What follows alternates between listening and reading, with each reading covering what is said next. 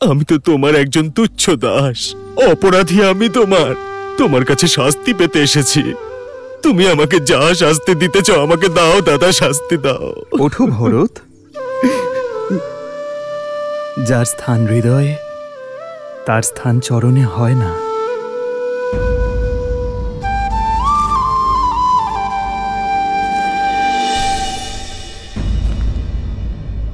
আমায় হৃদয়ে টেনে নিও না, বরং আমায় 100 ঘা চাবুকের বাড়ি মারো। অপরাধী আমি তোমার, এই পাপীর জন্যই তোমায় এত কষ্ট পেতে হয়েছে। মহলের শোভা ছিলেন যিনি, সেই সীতামাকে একজন বনবাসীর জীবন কাটাতে হয়েছে। আর আমার প্রাণের থেকে প্রিয় লক্ষণকে এত কষ্ট করতে হয়েছে। আমাকে শাস্তি দাও দাদা, আমি তারই যোগ্য আমি।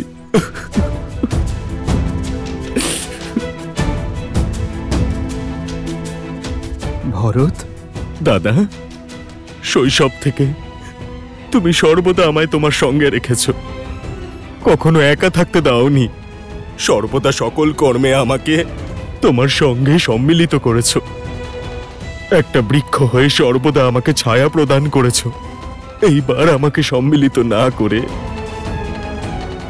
তোমার ছায়া থেকে দূরে সরিয়ে একা ফেলে রেখে চলে এলে ভরতকে। একা ফেলে রেখে এলে দাদা। ভরত,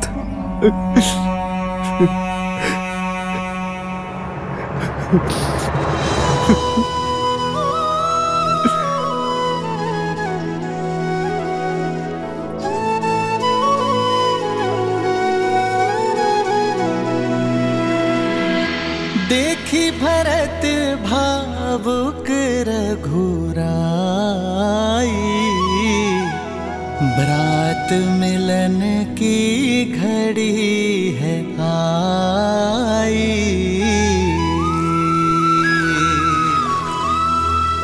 प्रेम सहित प्रभु हृदय लगाए,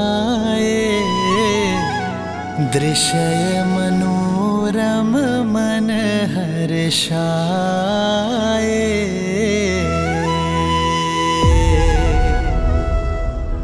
বিশ্বাসই হচ্ছে না, ভিন্ন ভিন্ন গর্ভ থেকে জন্ম নেওয়া ভাইদের মধ্যে এত ভালোবাসা। ভাই একে অপরের পূরক হয় দেবে। যেভাবে নারায়ণ তার শেষ নাগকে ছাড়া, তার সুদর্শন চক্র ছাড়া, তার শঙ্খ ছাড়া অপূর্ণ, ঠিক সেভাবে নারায়ণ রূপী শ্রীরামও তার শেষ নাগ রূপী লক্ষণকে ছাড়া, সুদর্শন রূপী শত্রুঘ্নকে ছাড়া, আর শঙ্খরূপী ভরতকে ছাড়া অপূর্ণ। ভবিষ্যতে যখনই সংসারে প্রেম আর ধর্মের গুরুত্ব কমে যাবে, তখনই এই সংসার এই 4 ভাইয়ের পরস্পরের প্রতি প্রেম আর সমর্পণকে সর্বদাই স্মরণ করবে।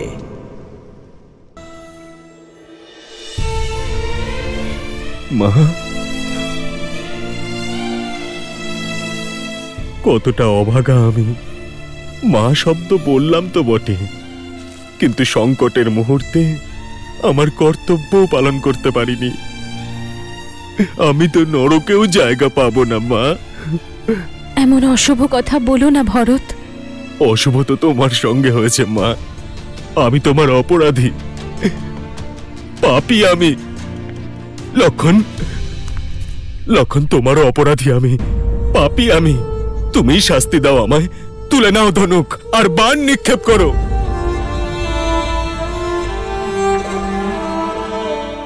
ওই কৈকেয়ীর পুত্র হওয়ার গ্লানি থেকে আমাকে মুক্ত করে দাও তুমি। আমার জীবন কলঙ্কিত করে দিয়েছেন উনি। ভরত,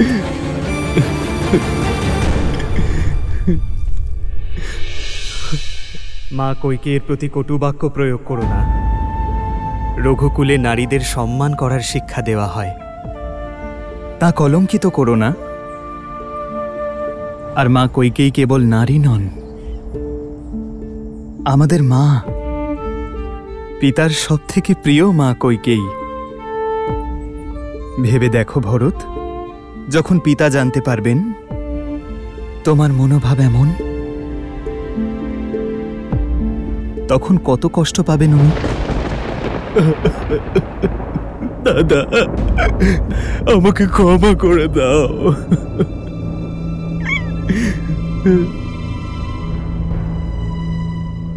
ভরত, কি হয়েছে ভরত? আমি আছি তো এখানে, তোমার কাছে, আমার ভরতের কাছে। শত্রুঘ্ন, তোমাদের এভাবে বিলাপ করতে দেখে আমার মন বিচলিত হয়ে উঠছে। আর তোমরা হঠাৎ এখানে কেন এসেছো? অযোধ্যায় সব ঠিক আছে তো ভরত? আর পিতা কেমন আছেন? পিতা ঠিক আছেন তো? ওনাকে একা কেন রেখে এসেছো? পিতা, পিতা। উত্তর দাও ভরত, আমার কথার উত্তর।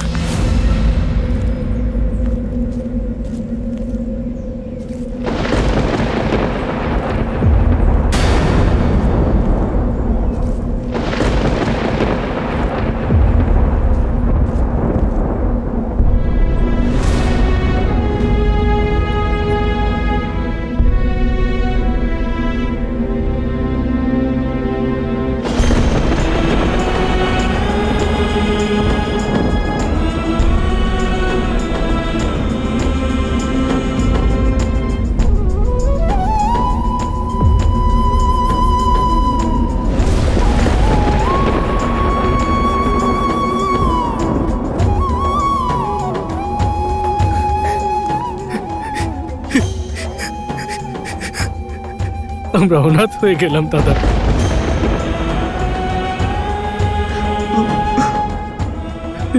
আমরা অনাথ হয়ে গেলাম।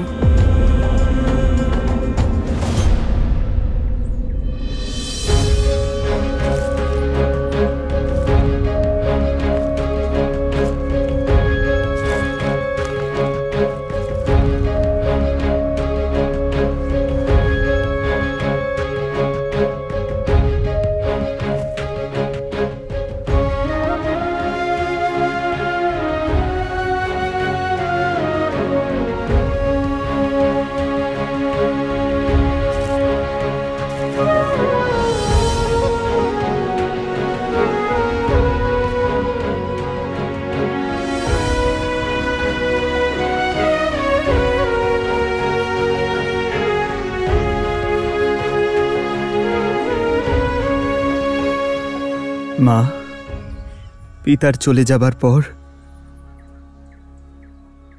আমার মায়েদের স্নেহের ভরসাই তো আছে আমার কাছে। যদি তুমি ভেঙে পড়ো মা, তাহলে এই রামকে কে সামলাবে মা?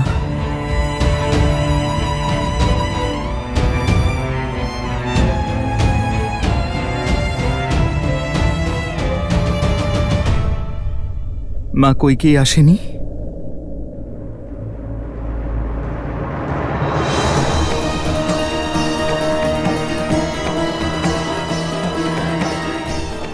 মা,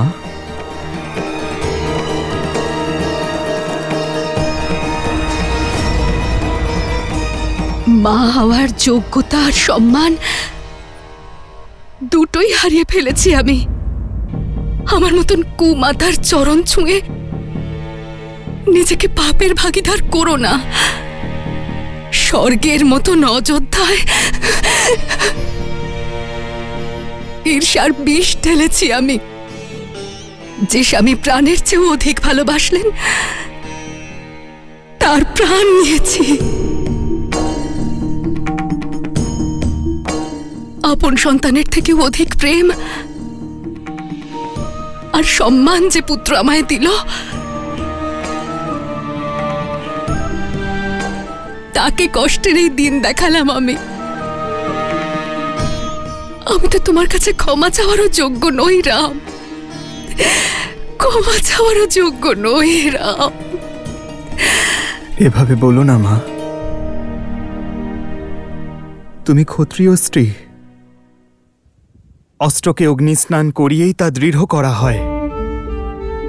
স্বর্ণ আগুনে না ঝলসালে তা কুন্দন হয় না। তুমি তো তোমার রামকে আরো শক্তিশালী করে তুলেছ মা।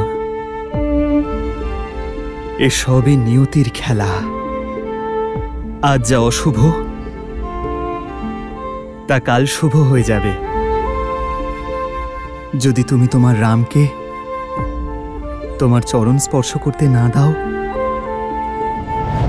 তাহলে তোমার রামের জন্ম ব্যর্থ হয়ে যাবে মা।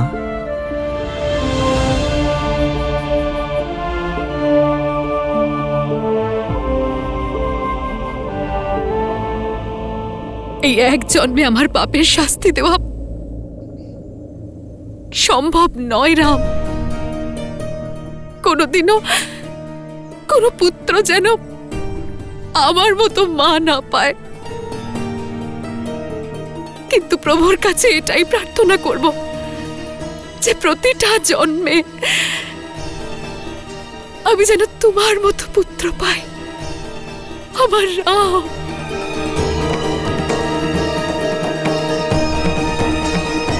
রাম,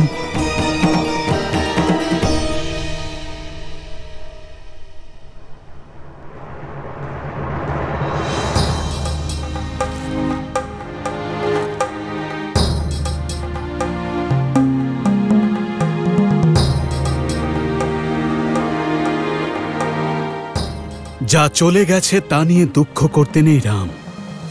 দুঃখ যত বড়, তার চেয়ে অনেক বড় তোমার দায়িত্ব। মহারাজ দশরথের জ্যেষ্ঠ পুত্র হওয়ার সুবাদে পিণ্ডদান আর অস্থি বিসর্জন করো।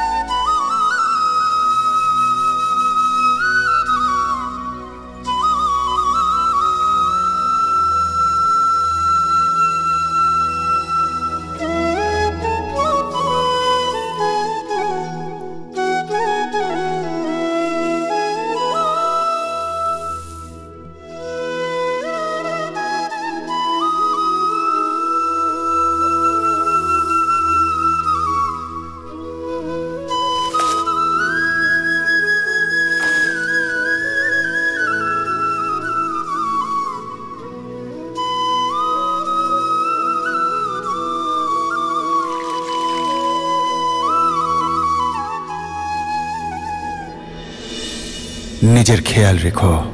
হ্যাঁ পিতা, আমি নিজের আর আমার ভাইদের খেয়াল রাখব।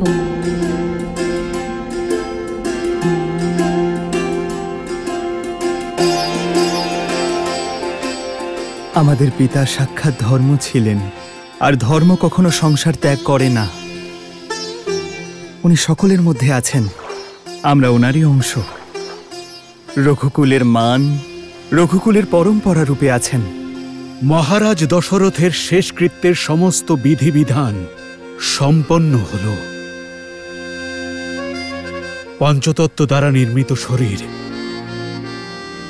পঞ্চতত্ত্বে বিলীন হয়ে গেল। জীবনের এটাই পরম সত্য তাই একে স্বীকার করে নাও পুত্র। নিজেদের পিতার স্বপ্নকে আর তার মর্যাদাকে সার্থক করো।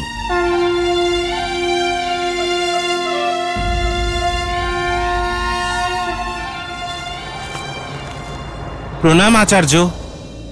প্রণাম শ্রীরাম। মিথিলা নরেশ মহারাজ জনক এসেছেন।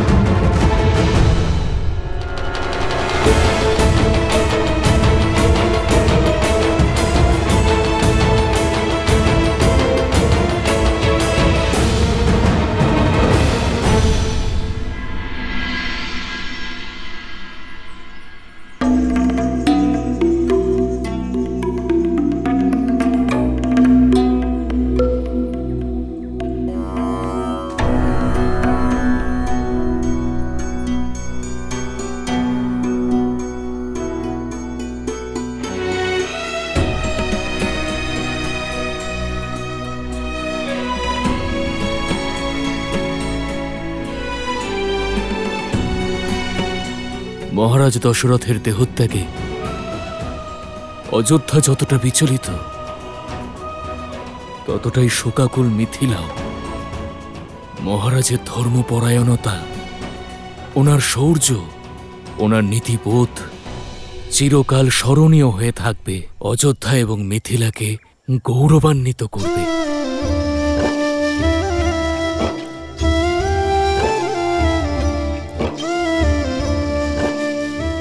যে কন্যাকে এত আদর যত্নে বড় করেছি, তাকে এই বনবাসিনী রূপে দেখে মন ভারাক্রান্ত হয়ে উঠেছে। আমি তোমার জন্য তোমার মায়ের বার্তা নিয়ে এসেছি।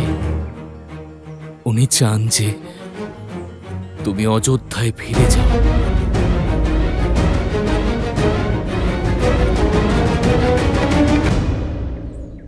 তোমার মা চান তুমি তোমার বোনেদের সঙ্গে মহলে থাকো, এই বনে নয়। সীতা আমার সঙ্গে যাবে তো?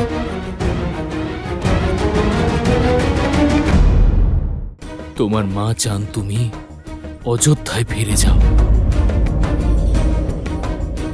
আর সেখানে বনেদের সঙ্গে মহলে থাকো, এই কুটিরে নয়।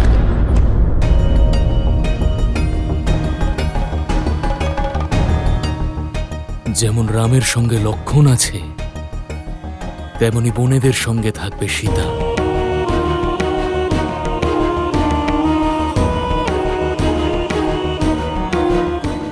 রাম, মাতা সুনয়না আপনার কাছে প্রার্থনা করেছেন। মহারাজ জনক, আমার সঙ্গে বনবাসের কষ্ট ভোগ করা সীতার সিদ্ধান্ত ছিল। আমি সেই সিদ্ধান্তের সম্মান রেখেছি, কিন্তু আজ সীতা অযোধ্যায় ফিরতে চাইলে আমি তার সে সিদ্ধান্তকেও সম্মান করব।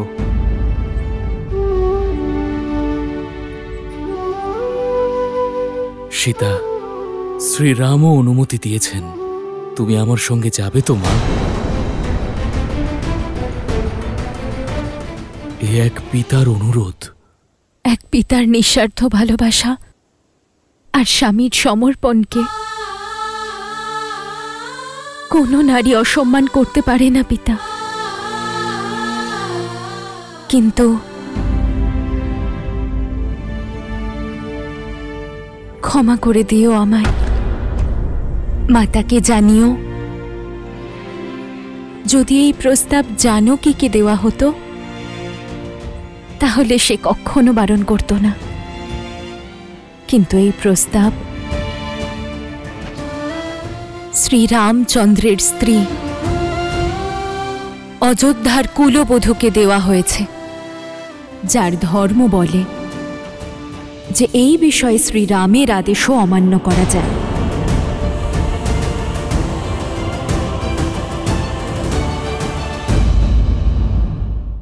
আর অযোধ্যাতে যে বিষবৃক্ষ জন্মেছে তা নির্মূল করতে তোমাদের ফিরতেই হবে দাদা। অযোধ্যাবাসীর আশার সম্মান রাখাও তোমার কর্তব্য রাম। কথা রাখবার নীতির বদলে প্রজাদের আহুতি দিও না। প্রতিশ্রুতির চাইতে রাজ্য অনেক বড়। পিতা, মাতাকে জানিও অগ্নি সাক্ষী রেখে বিবাহ করেছি, আর এই বন্ধনকে সংসারের কোনো কষ্ট দুর্বল করতে পারবে না।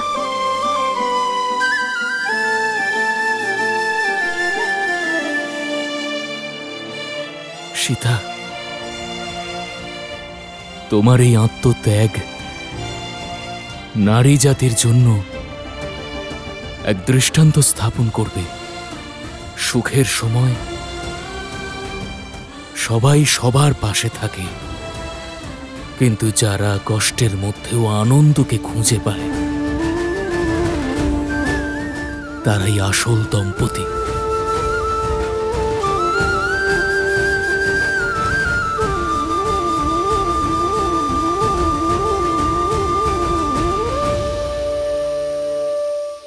কি করব পিতা,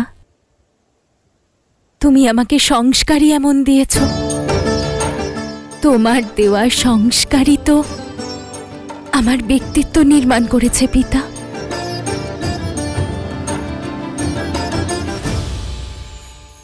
আর অযোধ্যাতে যে বিষবৃক্ষ জন্মেছে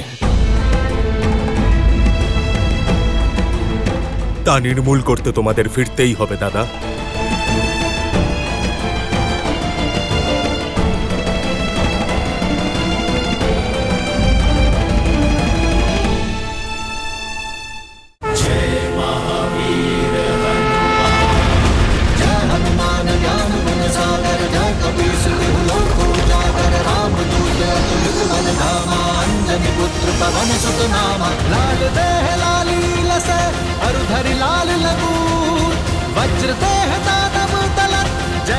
আসছেন শ্রীরামের পরম ভক্ত শিরোমণি হনুমান।